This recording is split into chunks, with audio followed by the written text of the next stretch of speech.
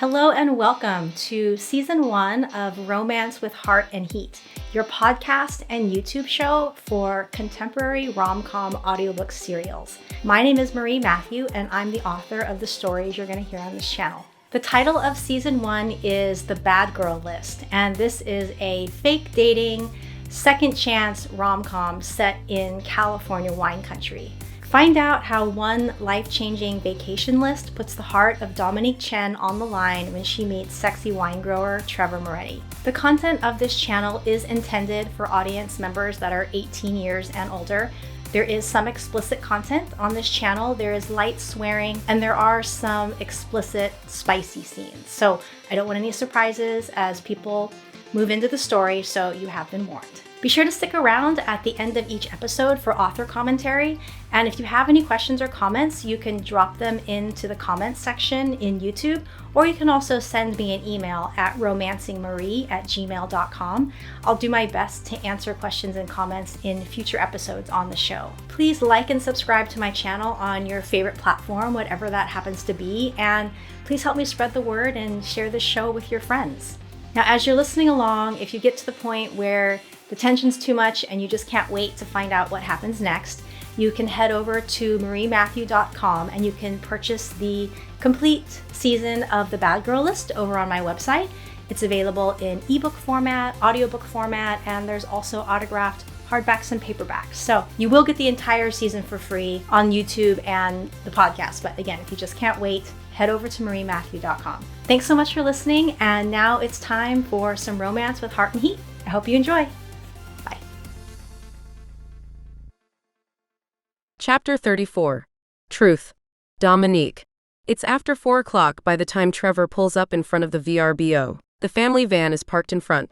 Crap, I'd been hoping to beat them back. Hopefully Annika was able to cover for me. Can you stop a little further up the street? I ask. My mom thinks I went home with period cramps. She doesn't know your dad picked me up. Your mom thinks you're home with period cramps, he echoes. How are you planning to get inside? I haven't figured that out yet. I need to text my cousin. I open the door and step out, wondering if I'm going to have to crawl in through the bedroom window. Dominique? I jerk in surprise as my mother walks out of the house. She stands on the walkway, arms crossed as she looks at me and Trevor. There is no doubt in my mind that she recognizes him, even from this distance. I gotta go. Thanks for the ride. I shut the door and turn away from him and tequila, my mind racing as I try to come up with a plausible excuse. The BMW glides out of the cul-de-sac. I see Trevor glance at me one last time before he turns the corner, but I keep my gaze on my mom and do my best to look nonchalant. You said you were going home because of period cramps, Mom says as I approach. I stop a few feet in front of her. Half a dozen lies circulate in my head. As I stand there, I realize how exhausted I am. Everything with Trevor and Tim Moretti has left me wanting a good, long nap. Before I can settle on a story that I think she'll buy, Mom says, Dom, are you cheating on Oliver? Her voice is soft, her eyes accusing and hurt, as though cheating on Oliver hurts her. Something in me snaps. Am I cheating on Oliver? I say. Mom, he cheated on me. He dumped me weeks ago for his tennis partner. I storm past her toward the house. What are you talking about? Mom follows me up the walkway. You said he got a promotion. I thought everything was fine between you guys. I spin around to face her in front of the door. In my periphery, I notice Auntie Helen, Auntie Dee, and Annika all peering through the front window blinds to watch the show. I lied, Mom, I say flatly. I didn't want to tell you and Dad we broke up because I know how much you guys love him. And I was embarrassed, okay? Emotions play over her face, too many for me to process. I fling open the front door and march into the house. Auntie Helen and Auntie Dee pretend to be absorbed in the air around them, neither of them looking my way. Annika gives me a grimace that clearly conveys sympathy. In case you didn't overhear our conversation, Oliver and I broke up, I say to the living room at large. He cheated on me with this tennis partner, then dumped me. I put my hands on my hips as Mom comes into the house and closes the door. Dom, she says, but I roll over her. I also got fired from Presidio last week, I say. I didn't tell you guys because I didn't want to spend our vacation buried in Craigslist ads. The silence stretches.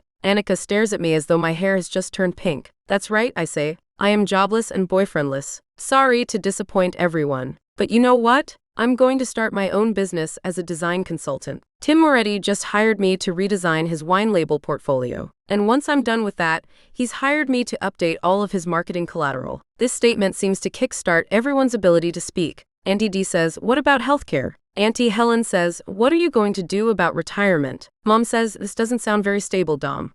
Oh my God. I throw up my arms. Can you guys just stop? I am really excited about this. It's a huge opportunity. The Moretti family is well connected. If this job goes well, it could open a lot of doors for me. And in case you're wondering, I'm not seeing Trevor. He just gave me a ride home after my meeting with Tim. I spin on my heel and leave my family standing in the living room, stunned by my outburst. I slam the door to the bedroom and flop down. Annika scurries in a few seconds later. Holy shit, she hisses. Holy shit. Way to let it all out, cousin. I cover my face with my pillow. How bad was that, I ask.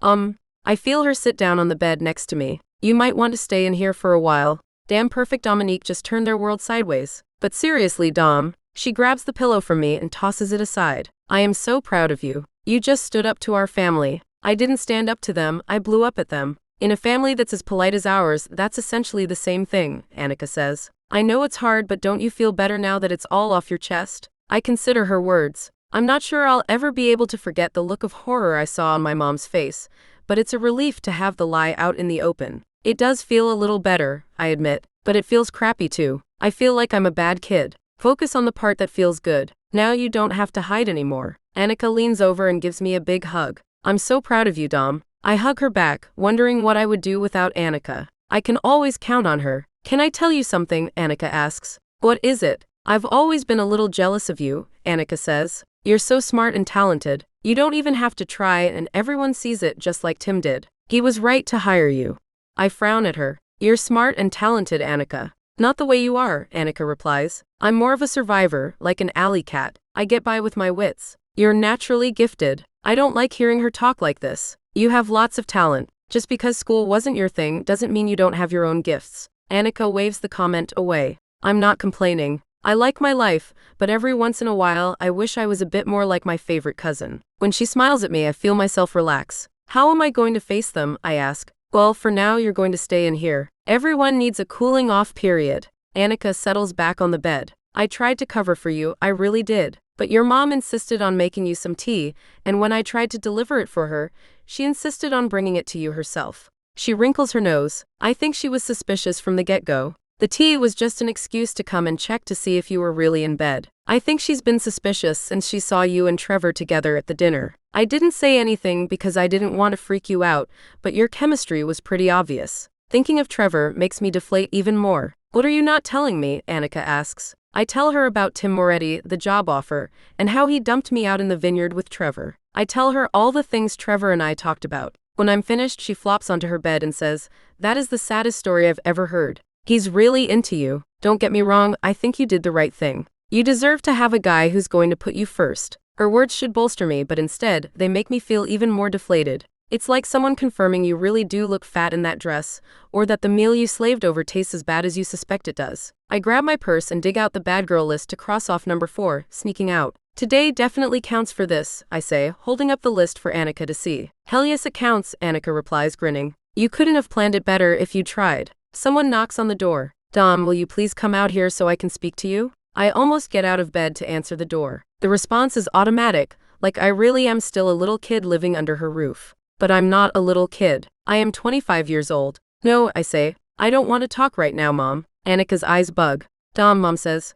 Not right now, Mom. I need to be alone. I wait for her to argue. I wait for her to insist, but she doesn't. She turns around and leaves. I cross number 9 off the list, just say no. I think the list is working, Annika says. You stood up to the family twice in the same day. You even stood up to Trevor. Maybe it is. Maybe I am learning how to speak up for myself. Maybe the bad girl list, as silly and horrifying as it seemed at first, is the best thing that's ever happened to me. Only 2 more things on the list, I say. Buy something not on sale and a vacation fling. Dom, you don't have to do number 10 if you don't want to, Annika says. I know you're not a casual person. I just put that on the list to see if I could really push you out of your comfort zone. Hell, I wasn't even sure you would get a tattoo. You surprised the shit out of me when you went through with that. I haven't come this far to throw in the towel now, I say with a shake of my head. I'm seeing this through no matter what. Oh my god, I forgot to tell you, Minnie offered to be my number 10 last night. No way. Annika stares at me. Are you fucking with me?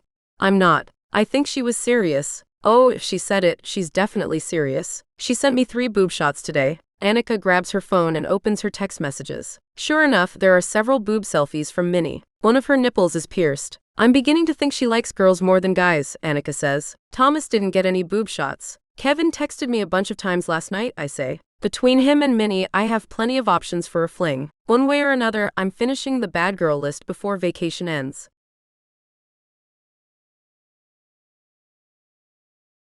Chapter 35. Pancakes.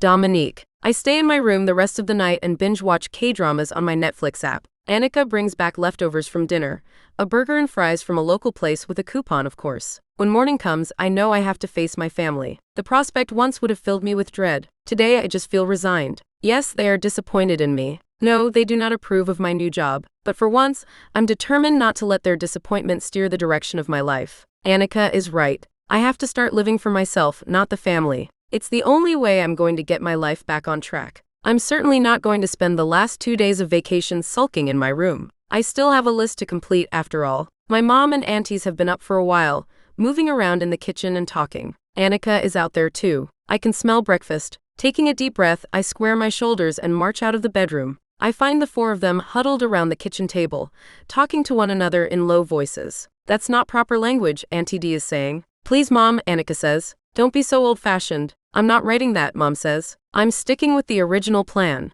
I clear my throat. Morning, guys. They all jump and turn around, forming a wall in front of the table. Dom, you're up, Annika says. I thought I would have to get a crowbar to pry you out of bed. Yep, I'm up, I reply. What are you guys doing? Mom says nothing. Auntie D says, go back to your room until we're ready for you. Auntie Helen says, getting breakfast ready. Annika says, oh my god, you guys are so lame. Dom, go back to the room. I'll tell you when you can come out. What's going on? I ask. Just go back to the room, Annika says. With one last frown at my family, I return to the bedroom. This is not what I expected when I got up this morning. I expected hushed, strained conversation and looks of disappointment. Now they're acting weird, like they have a surprise for me. But that doesn't make any sense. It's not my birthday, and I've done nothing to deserve a surprise. You can come out now, Annika hollers. I pad back into the kitchen. On the table is a large cookie sheet covered in pancakes. As I get closer, I see pink frosting on the pancakes. There are messages written on them. We never liked Oliver, one pancake says. Congrats on your new job, says another pancake. Oliver was a douche, very selfish person.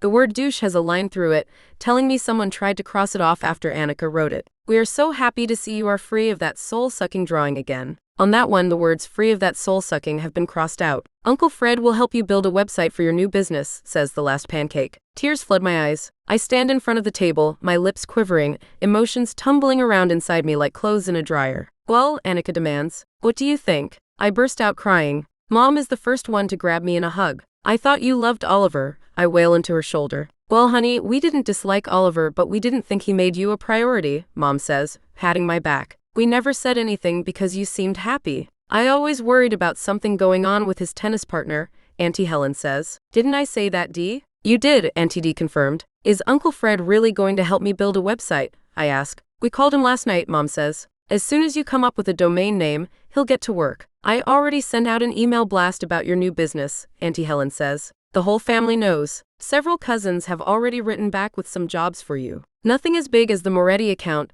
but one of them needs business cards and another one needs a wedding invitation. You guys, I cry, so overwhelmed that tears start flowing again. I can't believe you did all this for me. We're your family, Dom. Mom gives me another hug. We'll always support you no matter what. Even if we're worried about how you're going to fund a retirement account, Auntie Helen says. And even if we don't think you're dating a very nice guy, Auntie D says. Will you guys please tell me the next time you think I'm dating a douchebag, I say. I told you that was the right word to use, Annika says, pointing to the offending pancake. I wipe the back of my eyes and look at my family. My high-achieving, wonderful, sweet family. I would be lost without them. I love you guys, I say. We love you too, Mom says. Now sit down and eat before the food gets cold.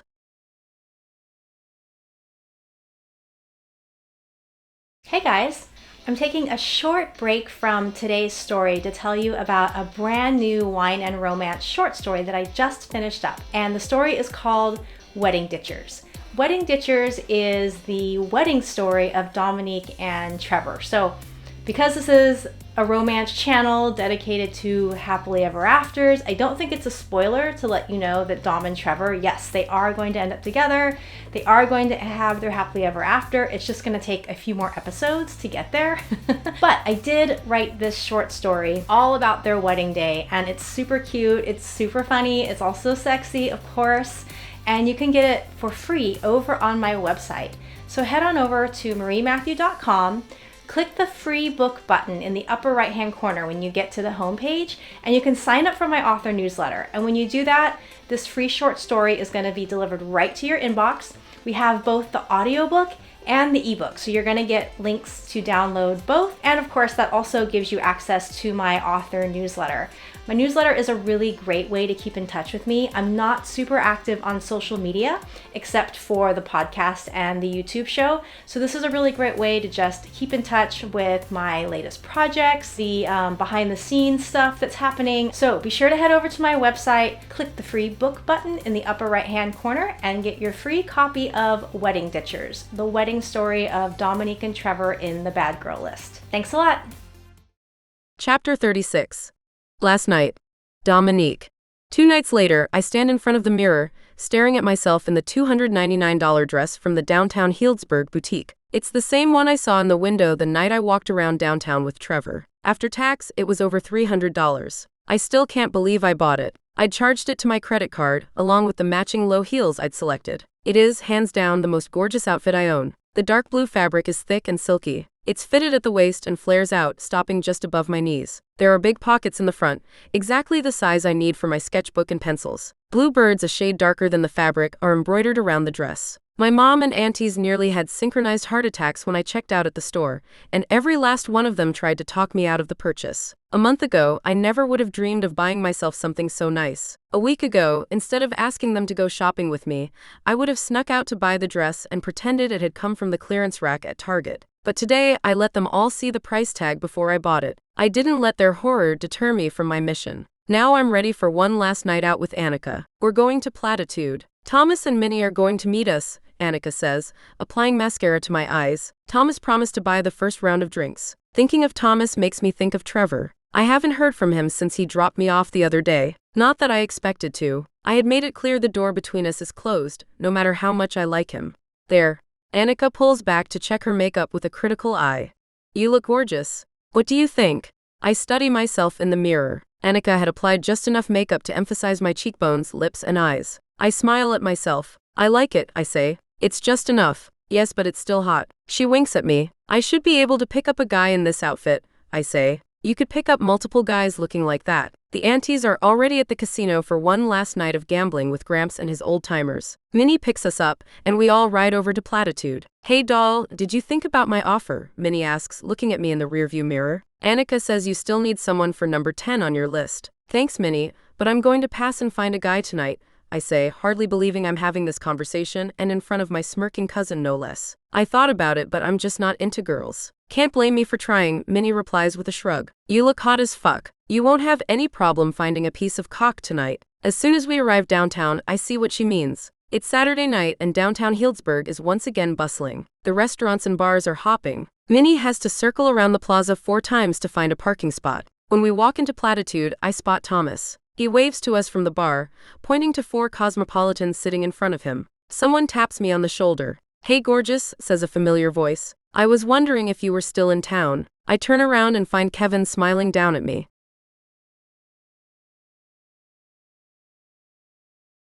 Chapter 37. Goodbye. Trevor. The spring evening is chill, my breath lightly frosting the air. It's almost completely black beneath the large oak tree where I stand with Tequila. I grew up learning about the cycles of the earth from Uncle Theo. It seems only natural that I apply the principles of biodynamic farming to my current task. The moon is descending, meaning the earth is entering its more active state. I shove the head of a large shovel into the earth. Roots pop and crack as I lever out the first mound of damp earth. Tequila sits to one side, her head resting on her paws as she watches me. I continue to plunge the shovel into the ground, digging a deep hole under the oak tree in our vineyard. Elle and I used to come to this tree to watch the sunset. It's only a short walk from the bungalow. I can't help but think she would approve of this spot for what I have planned. I dig until a large hole is in front of me. Then I lean the shovel against the tree and pick up a box from the ground. Kneeling, I open the box. Tequila yips. It's okay, girl, I say, rubbing her on the head. It's time. I take out the contents of the box. On top is the engagement announcement for me and Elle. We stand in a field of mustard flowers, holding hands with smiles that seem to stretch all the way to the sun. I drop the announcement into the hole. Next goes in a stack of love letters from college. We used to write to each other the old-fashioned way, with pen and paper, and slip the notes under one another's dorm room door. Next is a stack of photos, pictures of all the things Elle and I had done together. hikes, family dinners, trips, nights out on the town. One by one, I look at each of them before dropping them into the hole. A picture of Elle taking a shot at Zeke's on her 21st birthday with me giving her bunny ears. A picture of us drinking from coconuts on a trip to Mexico. Another snapshot of us at dinner in front of my parents' fireplace. And after the pictures are the wedding invitations. Elle had ordered samples from a dozen different vendors, determined to find the perfect card for our big day. Our names are printed across all the samples. I added those to the hole too. Last to go inside were the rings, the ones we never had a chance to wear. Hers was a platinum band with a single solitaire princess cut. Mine was plain platinum. Our names and the date of our wedding is engraved on the inside. Reverently, I set the rings inside the hole atop the pictures and other mementos. I sit there for a long time, just staring at the memories and letting myself feel the enormity of her loss. I miss you, Elle, I say aloud, looking down at the bundle of keepsakes. You will always have a special place in my heart, but I can't move forward with my life if I'm hanging on to the past.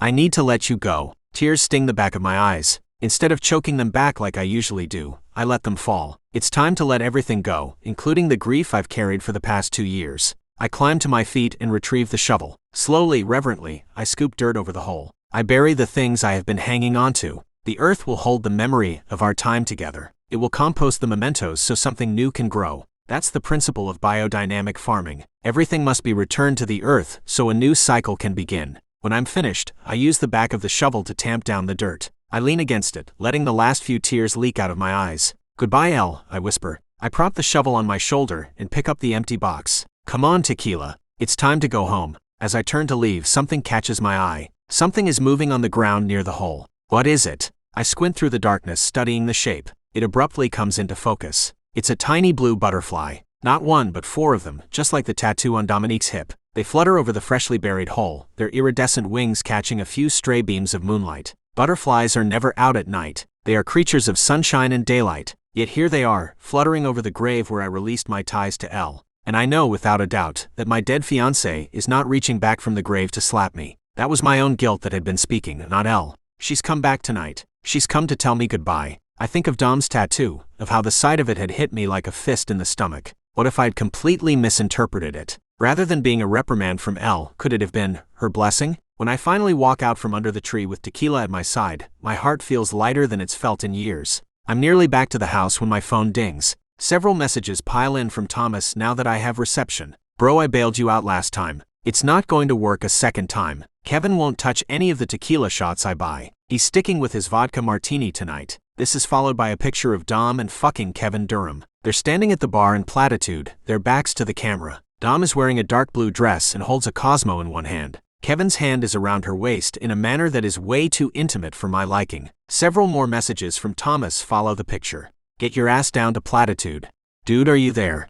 Write me back. If you're passed out drunk, I'm going to come home and kick your ass. I've been thinking of Dom non-stop for the past few days. It took all my willpower not to text her and beg her to let me take her out. Hell, I even considered driving to her VRBO to see her. Her reason for turning me down stopped me. She admitted to liking me as much as I like her. She turned me down because she wants more than she thinks I'm capable of giving. So I stayed away. That doesn't mean I've let go of the idea of us. Far from it. It's the reason I said my goodbyes to Elle. I planned to give Dom space, knowing she'd be back to the winery for design work. There would be plenty of opportunities for me to see her, to show her I was ready to be the man she deserved. All my plans to be patient go out the window as soon as I see her picture with Kevin. That little fucker with his hands on her. All I want to do is punch him in the face and tell him to go fuck himself. I remember something else Dom said, words that have replayed themselves in my mind at least 1,000 times since I last saw her. I kept hoping you'd show up and get between us. That's what she'd said to me. She'd wanted me to show up at Zeke's on karaoke night and give her an excuse not to take a body shot off Kevin.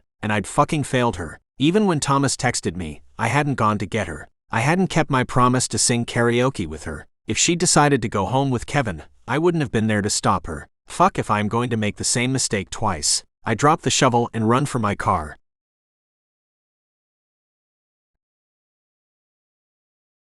Hello everyone, and welcome to the author commentary portion of the Marie Matthew Show. I'm the author of The Bad Girl List, Marie Matthew, and of course, as we always like to do at the beginning of the episodes, I like to say cheers to you guys. Ching ching, whatever you're drinking, I hope it's something delicious. I'm drinking something really, really yummy today. I'm really excited to tell you about this wine because it's really a special one. I am drinking a Pinot Noir from a little winery in Healdsburg called William Sellium. They're actually located in Dry Creek Valley, the same location where I set Moretti Winery. Let me tell you, this wine definitely has a cult following, and true to Dry Creek Valley, they also make a Zinfandel, but I happen to just be drinking a Pinot Noir today. It's from 2011, so that makes it, I think, 11 years old. It's 2023 now and I'm drinking this, but it's very early. So we'll say it's between 11 and 12 years old. I'm really lucky. I don't buy wines that are quite as expensive as the wines that they sell at Williams Sonoma. They're really, really pricey. And I think you have to be part of their wine club to even get it. So my dad used to be a wine club member, and so he's got quite the collection of Williams Sonoma, and he came over for my daughter's birthday and he brought it. So yay! Yay to all the people that came and were able to drink this amazing wine. And it's so interesting.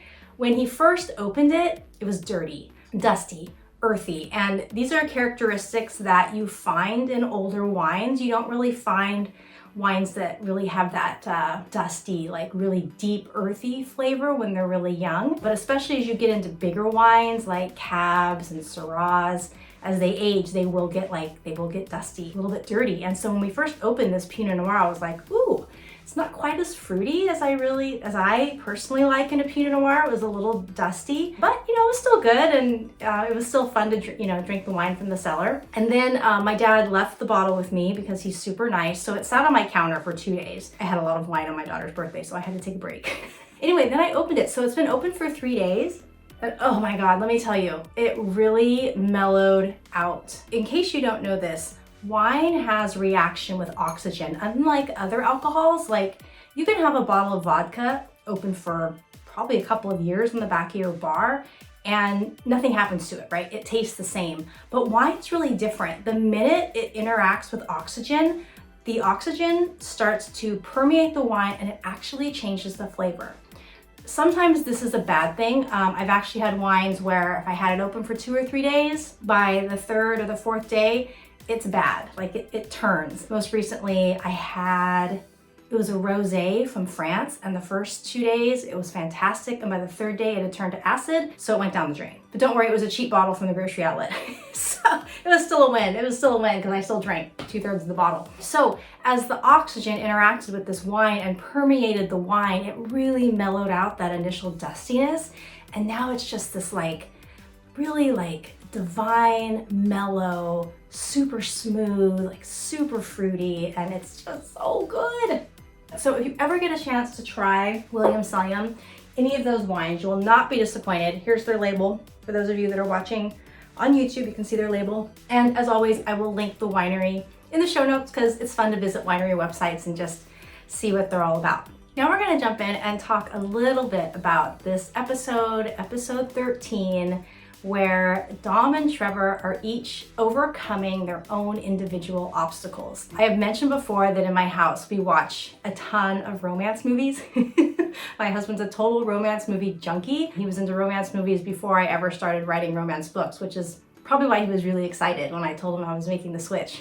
It's one of the few genres that my daughter really enjoys. She doesn't really like to watch movies, but if my husband and I turn on a romance movie, 9 times out of 10 she gets sucked in and she'll stop playing on her iPad to actually hang out and watch a movie with us, which is always exciting. So anyway, one of the things we talk about in the family is there's always that last obstacle. So this is the part of the romance story where something disastrous happens and you're not sure if the couple's gonna make it. Are they gonna be able to overcome this obstacle and come together and find true love and happily ever after?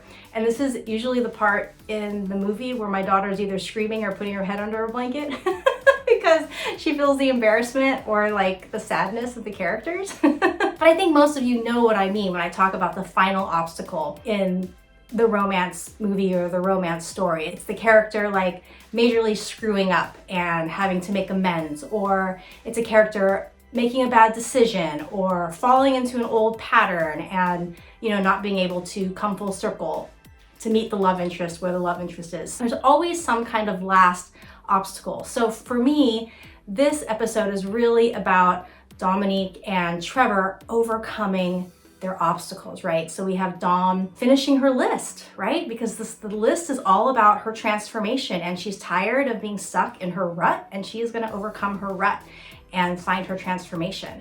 And then the same thing with Trevor, right? He has to say goodbye to Elle. And saying goodbye to Elle has been his obstacle throughout the whole story, right? Like the grief has really shattered him, and he's had to find his way back and make peace and amends and say goodbye to the first love of his life. So this segment is really about the characters on their own individual paths and overcoming their own obstacles that are standing between them. This brings me to my next subject. I wanted to ask the question about happily ever afters, because obviously with romance books and romance genre, like, we're fans of the happily ever afters, right? We don't sign up for car wrecks. We don't sign up for breakups. What's that famous movie with Jennifer Aniston? I can't remember. I think it's actually called The Breakup. Vince Vaughn, that's the one, where they break up, but they have forced proximity and they have to still live with each other as roommates. So I went into that movie, rom-com, thinking it's gonna be hilarious, they're gonna have struggles, but they're gonna come out together in the end. And when whoever edited the movie or produced the movie, they actually had them breaking up at the end. I felt so cheated. Like, that's not what I signed up for when I came to a rom-com, right? So, I mean, when we buy a romance book, we want that happily ever after. When I was younger, I really gravitated towards stories with a lot of anguish and destruction. Usually the destruction was violent because I liked science fiction and fantasy, so there was always great wars and like really bad guys. And people that had to die in the name of a cause, and there's always that theme of like losing friends and loved ones in battles for the noble cause. I was really into that. So when I was younger, I struggled with depression a lot. In general, I didn't believe in happy endings. When I was younger, I thought fluffy books that had happy endings, like I kind of poo-pooed them. Like, that's not realistic. Like, why would you read that? Anguish and struggle is what felt realistic, and that's what I was drawn to in stories I read, and I was drawn to it in stories that I wrote, hence the entire zombie theme that we've talked about, my zombie apocalypse genre, in which there is a lot of anguish and a lot of struggle. And I wasn't really interested in writing books that, quote, weren't realistic. So instead I wrote books about elves and zombies because those are realistic.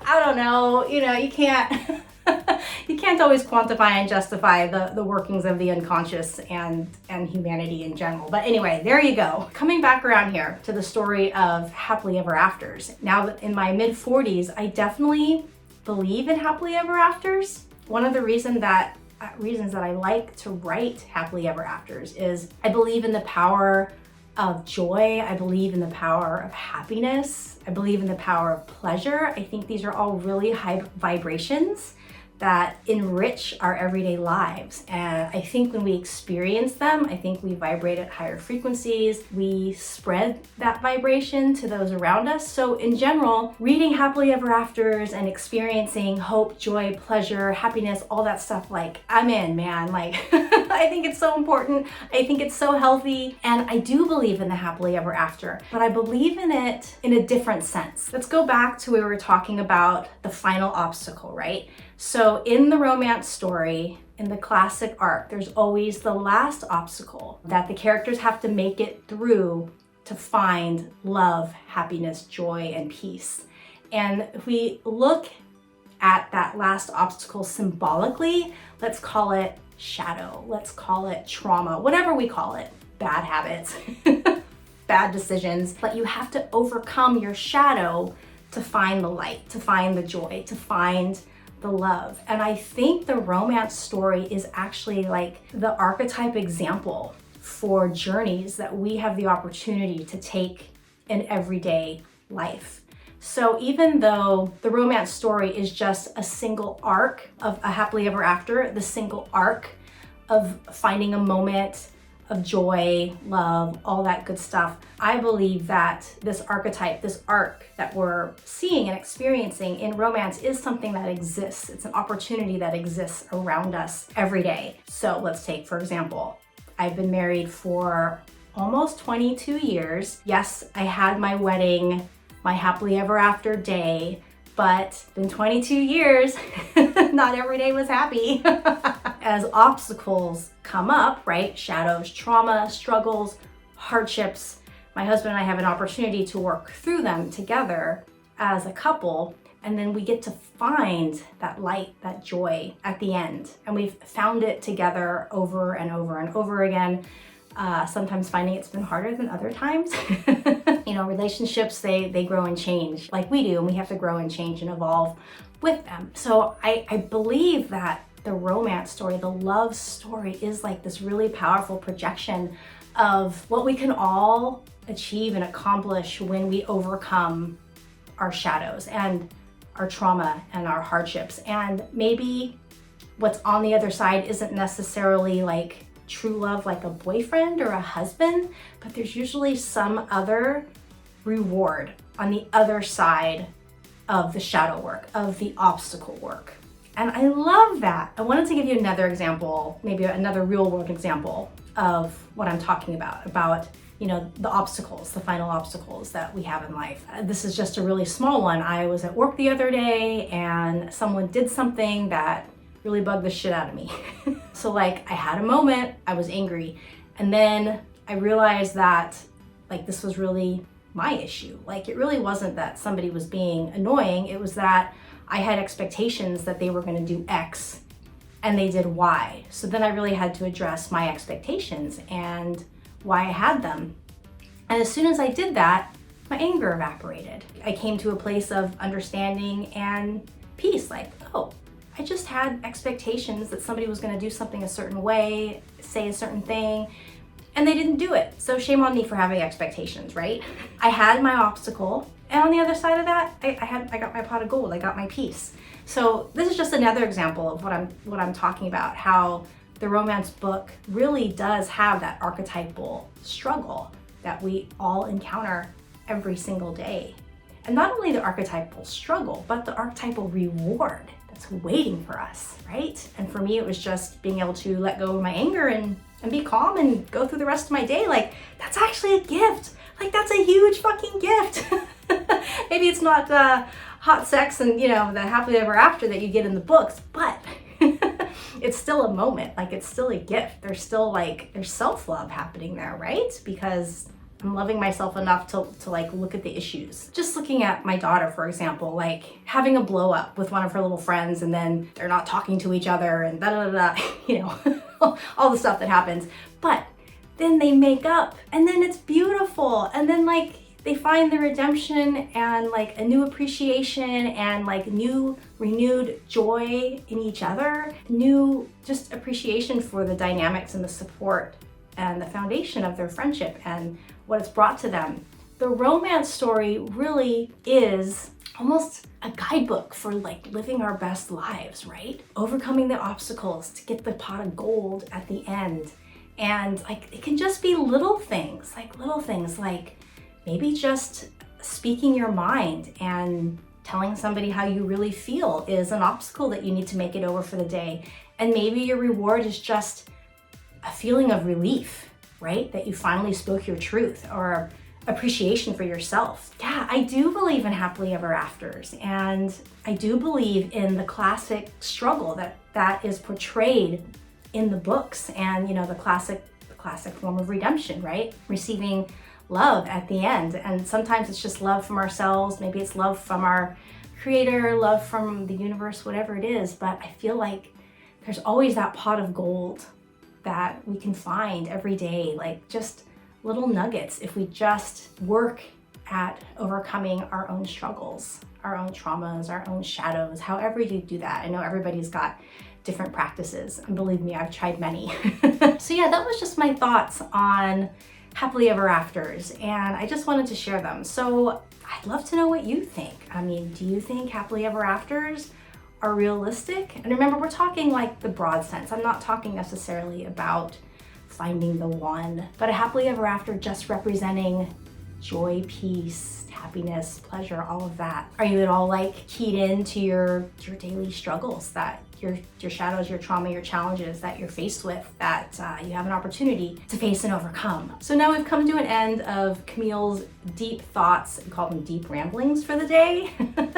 Deep thoughts on happily ever after and romance stories. I don't know, whatever you call it. Love to hear what you think. You can drop comments on YouTube. You can always email me at romancingmarie@gmail.com. And of course, if you can't wait to get to the ending of the Bad Girl List, you can buy the book over on my website at mariematthew.com. We have autographed hardbacks, paperbacks, ebooks, audiobooks, and of course we have our Hello Date Night boxes, so you can really experience joy and pleasure.